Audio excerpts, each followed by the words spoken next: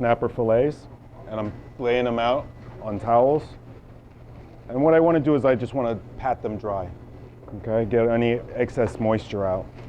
That's going to help with the transfer of heat when I'm going to cook the fish. I'm then going to season it with salt and pepper, very lightly, okay? And I'm using a soy oil, and I prefer to use like black cast iron skillet, but you can use any kind of pan, preferably, something that transfers heat very well.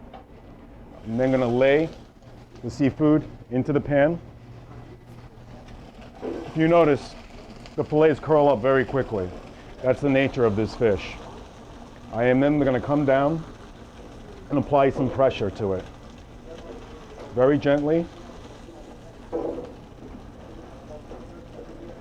until, as you can see, the fillet will flatten out.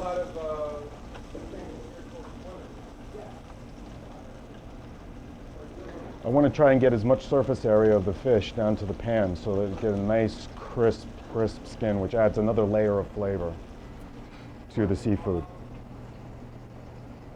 Once I've accomplished that, I pop it into this oven,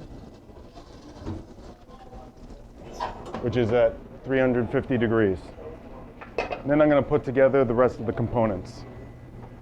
I'm going to first start with the sauce. Okay. With the sauce, I'm going to take just a touch of butter, add it to the pan.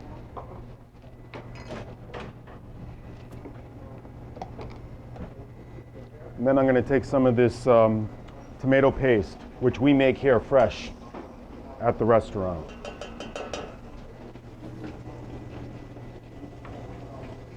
From there,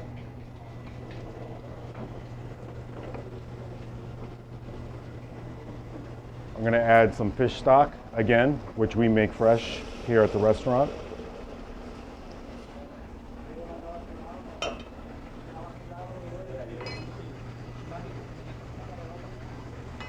And my favorite, mirepoix, which is the base to most everything.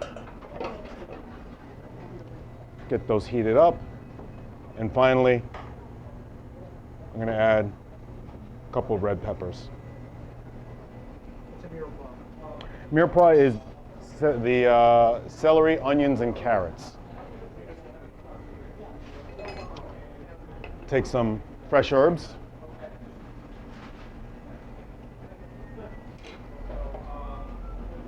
And a little bit of olive oil, extra virgin. I'm going to let these components all come up to temperature. I want to bring them to a simmer. While I'm waiting for that, I'm going to grab a bowl. I'm going to start putting together the rest of the components. Fingerling potato,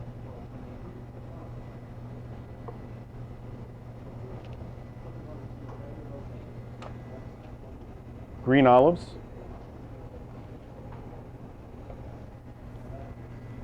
lemon zest, capers, and finally some of these gorgeous grape tomatoes, which we've actually steeped in some olive oil and some fresh herbs.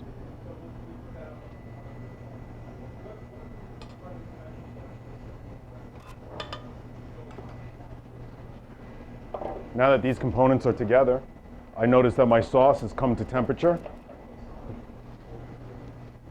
I'm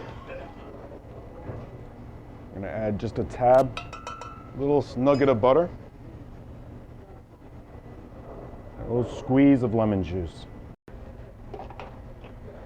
Once I have those components mixed together, I'm going to put it in a blender. And turn the blender on for a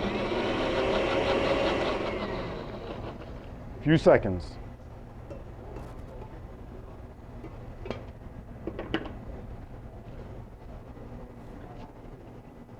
That's going to get all the components nice puree, melt them all together.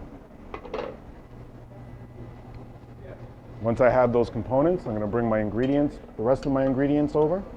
I'm going to give this a little taste. Very nice. Needs a little seasoning of salt. Just a little pepper. Take my potatoes, rest of my ingredients.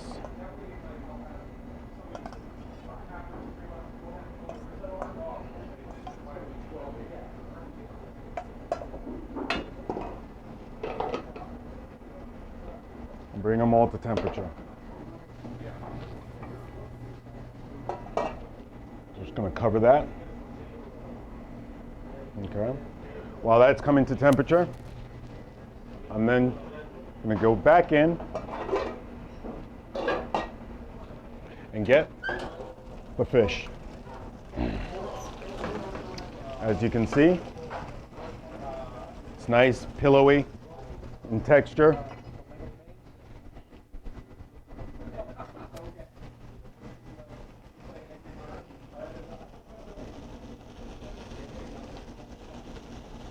I'm going to release it from the pan a little bit.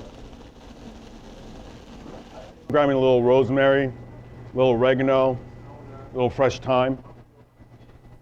I'm going to grab some butter.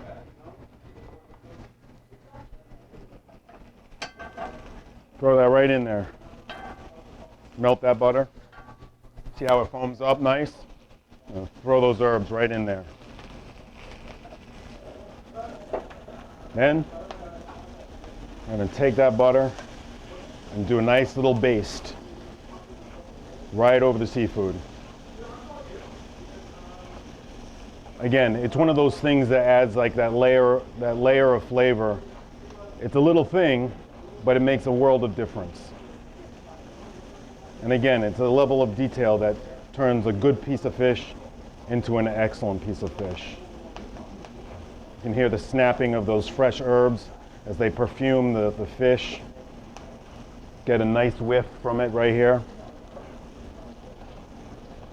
Definitely will be the hit in any meal that you provide for your friends. Most importantly, fish is cooked. I'm going to let it rest a little bit. Everything's come to temperature. I'm going to make sure that it's seasoned properly. Could use another little more salt. I'm going to grab my plate. And now, the final step, the plating. Okay. I'm going to lay this nice ragu right down the center of the plate.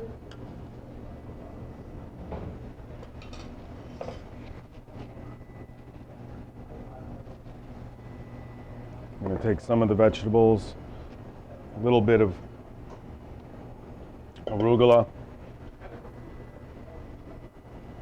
some mixed greens, some mixed herbs. Do a nice little dressing on that.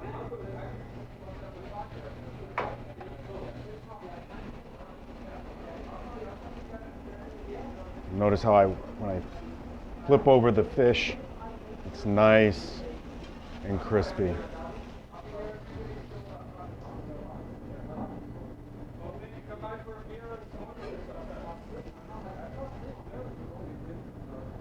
And I'll lay the two blades right on top of each other. I'm going to take a little bit of the greens.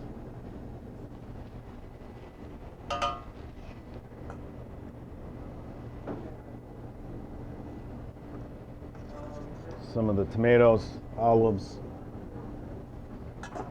Nice little garniture right on top. Get a nice burst of flavor. Right there. And finally, there's one little last piece of potato that tried to get away. Put that right in there. And there we go. This is our snapper special for the night. Crispy fillets of snapper with fingerling potatoes, green olives, lemon zest, and confit grape tomatoes. And they're actually confit in olive oil. It's the little nuances that we do to each step that when we compose every dish that we make here, that sets it apart from just your standard average dish that you'd find anywhere else. This is Gavin Citron at Wild Edibles, featuring our red snapper, grape tomato, and green olive ragu. See you next time.